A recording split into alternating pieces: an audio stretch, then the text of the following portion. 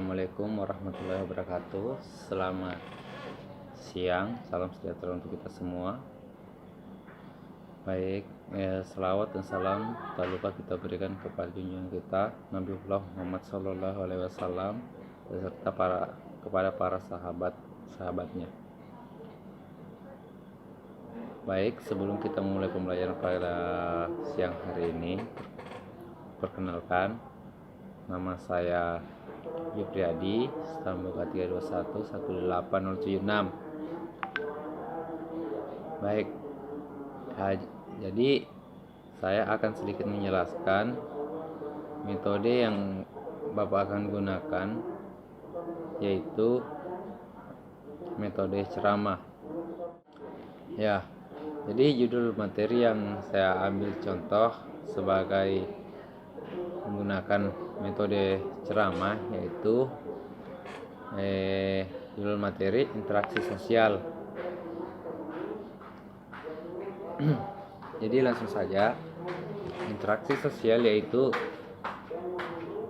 hubungan sosial yang dinamis berkaitan dengan antara individu dengan individu, individu dengan kelompok, kelompok dan kelompok. Dalam kehidupan sehari-hari kita tidak bisa lepas dari namanya interaksi sosial. Interaksi sosial menyatakan hubungan sosial yang saling mempengaruhi antar manusia dengan manusia lain. Ya, yang dimaksud dengan hubungan antara satu dengan yang lain yaitu saling berkomunikasinya antara satu dengan yang lain.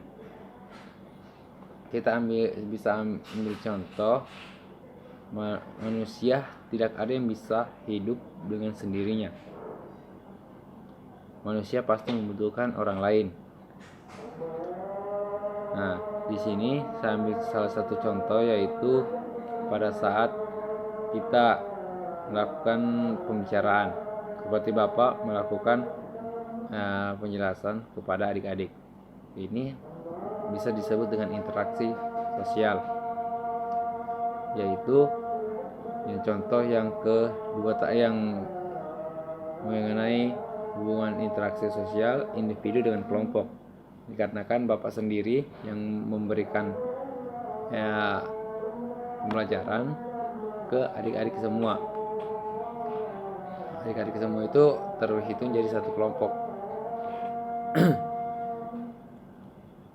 Jadi manusia sebagai makhluk sosial sangat memerlukan interaksi sosial, yang mana interaksi ini berlangsung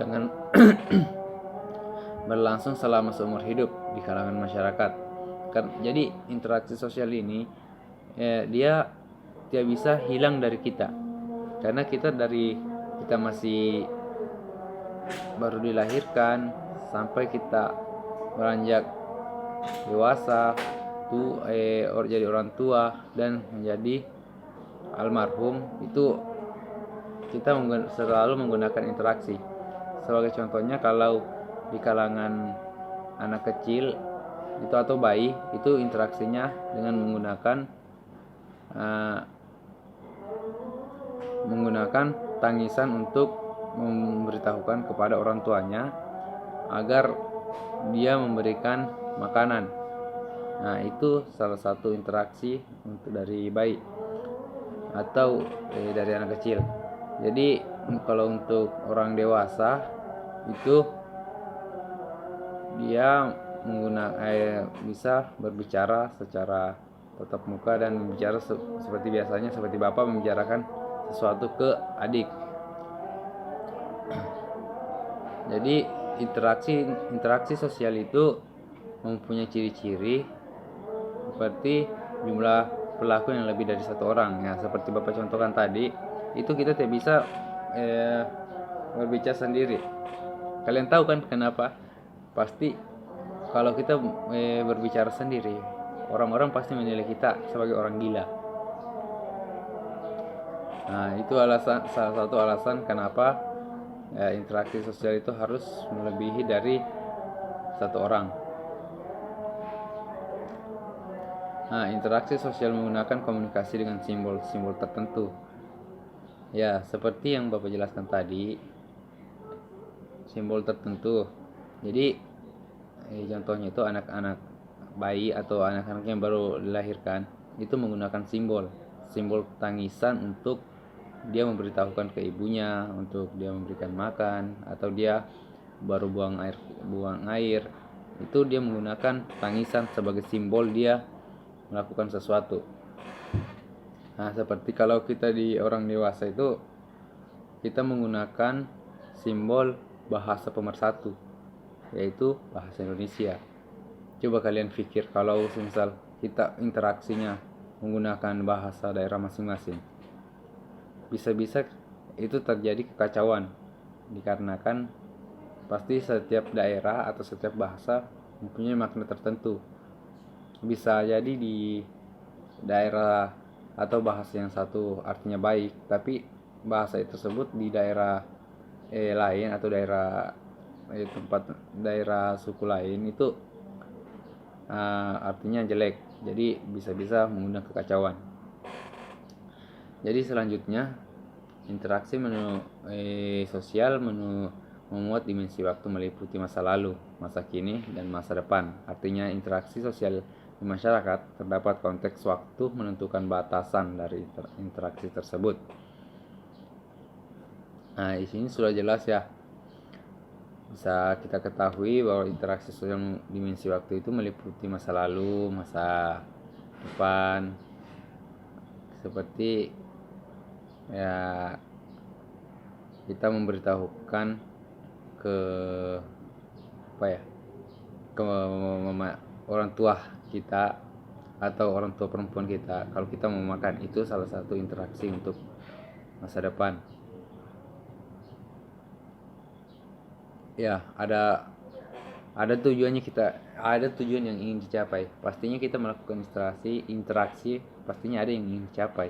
Seperti saya melakukan interaksi ke adik-adik sekalian, pasti adik-adik sekalian ingin mendapatkan ilmu dari Bapak. Nah, itu tujuan yang ingin dicapai. Itu adalah hubungan antara individu dengan individu dan kelompok dengan kelompok. Yang perlu kita ketahui, yang perlu kita selalu ingat itu adalah interaksi itu bukan hanya kita bersentuhan secara langsung atau bersentuhan kulit ketemu kulit, tetapi interaksi sosial itu juga bisa secara lisan atau kata-kata. Itu bisa dibilang interaksi sosial. Jadi sekian pembelajaran kita pada penjelasan Bapak. Maaf, Bapak keliru. Sekian penjelasan dari Bapak. Ya, apabila adik-adik sekalian ada yang ingin ditanyakan atau ada yang belum dimengerti, saya persilahkan untuk bertanya.